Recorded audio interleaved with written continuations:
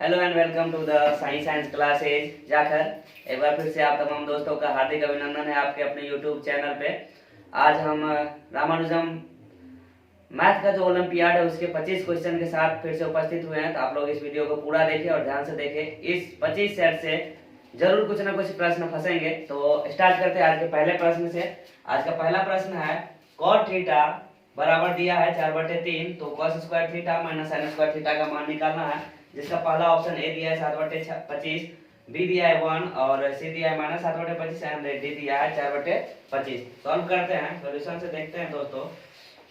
इसका cot theta बराबर दिया है 4/3, जिसका फॉर्मूला होता है b बटा पी। यहाँ से b और p का वैल्यू पता है, हम जानते हैं cos और sin में हमको h भी लगेगा। h का वैल्यू अगर दोस्तों निकालते हैं तो क्या हो जाएगा, root under P square plus B square.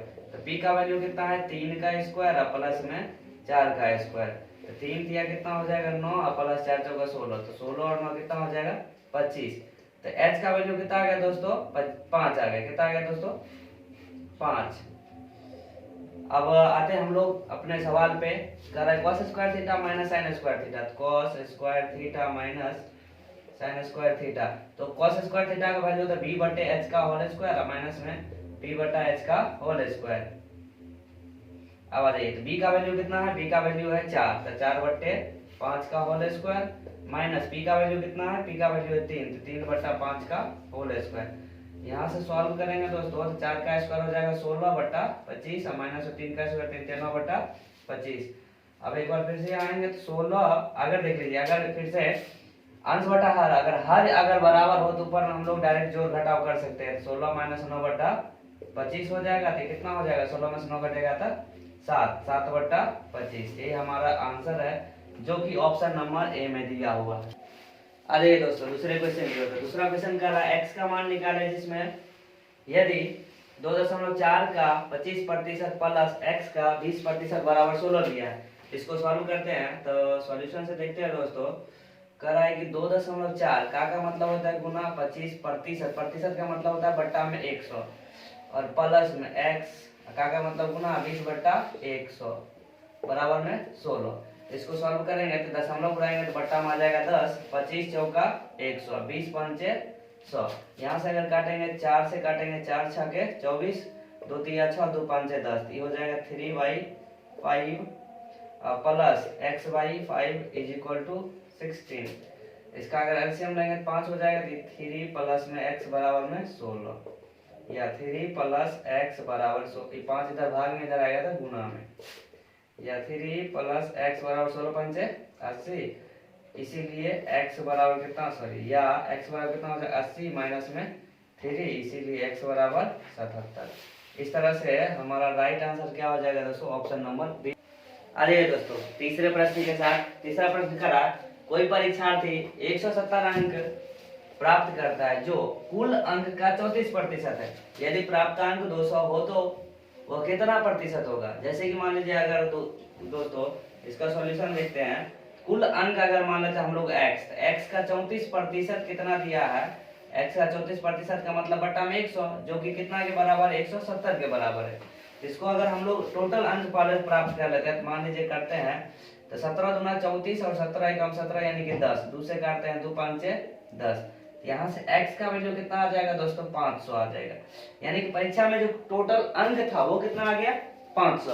अब कह रहा है कि यदि प्राप्तांक इसका 200 हो तो प्रतिशत कितना होगा। तो प्रतिशत निकालने के लिए क्या करें, जो प्राप्तांक होता है वो और गुना में 100 और बट्टा में टोटल अंक।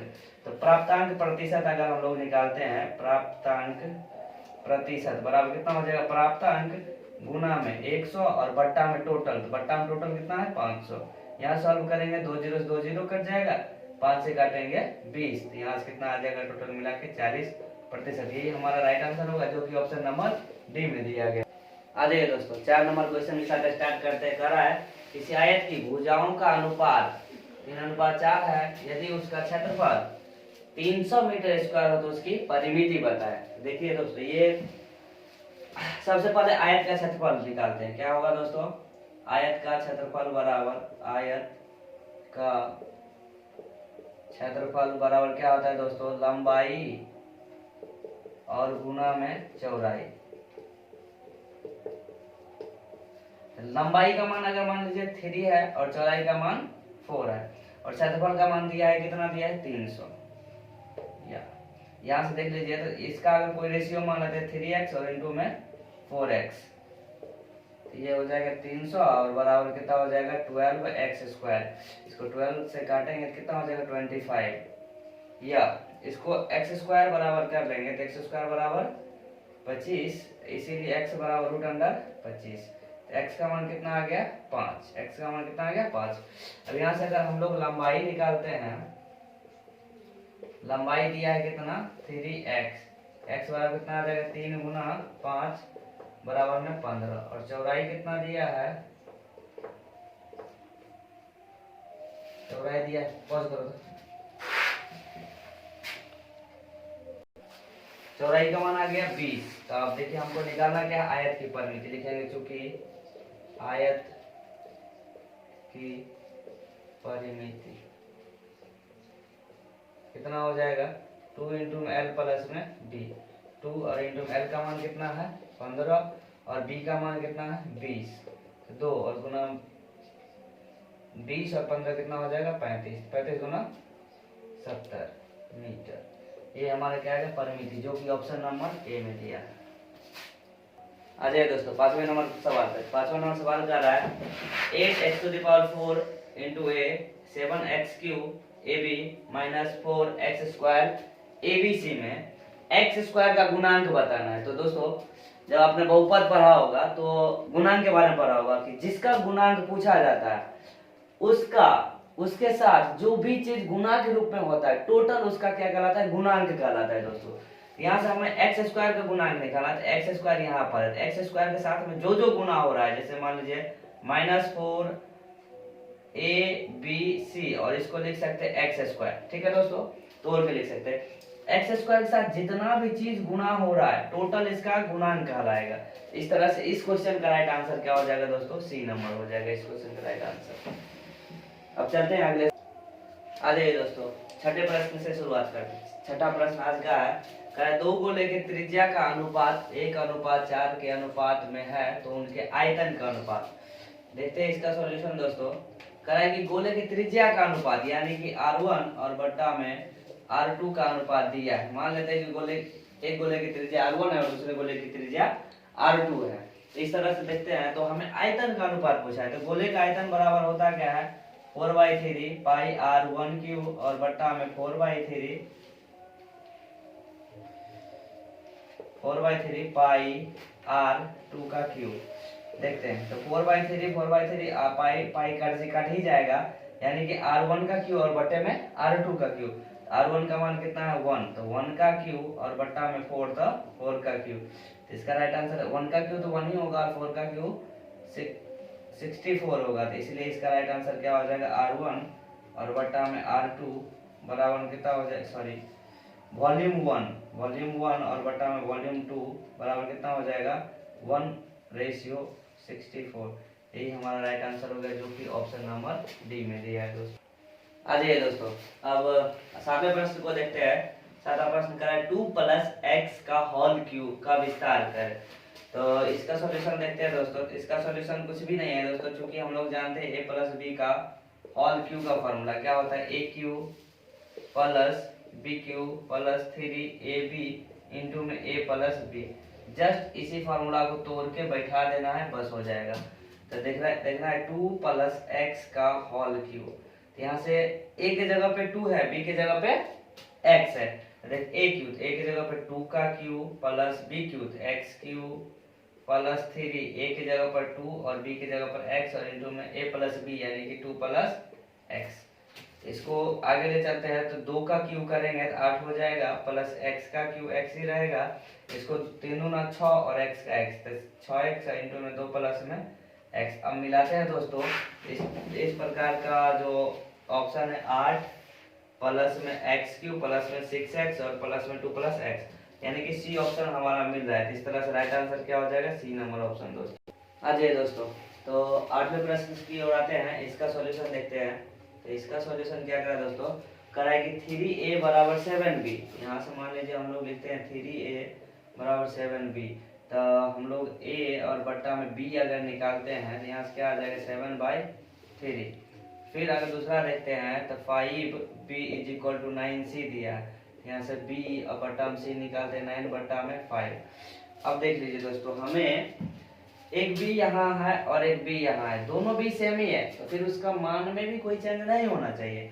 यहाँ देखिए इस b का वैल्यू है 3 और इस b का वैल्यू 9, जो कि पॉसिबल नहीं है। इसको इस b को 9 बनाना है तो दोनों तरफ ऊपर नीचे हम लोग 3 से मल्टीप्लाई कर देंगे, कितना हो जाएगा 7 या 21 और बटा में 3 या 9। तो अब हम लोग को रेशियो निकालना है तो इजीली हम लोग निकाल सकते हैं a अनुपात b अनुपात c। a का वैल्यू कितना आ गया 21, b का वैल्यू आ गया 9 और c का वैल्यू आ गया कितना 5। तो इस तरह से हमारा राइट आंसर आ जाएगा 21:9:5, जो कि ऑप्शन नंबर ए में दिया गया बिल्कुल सही आंसर है।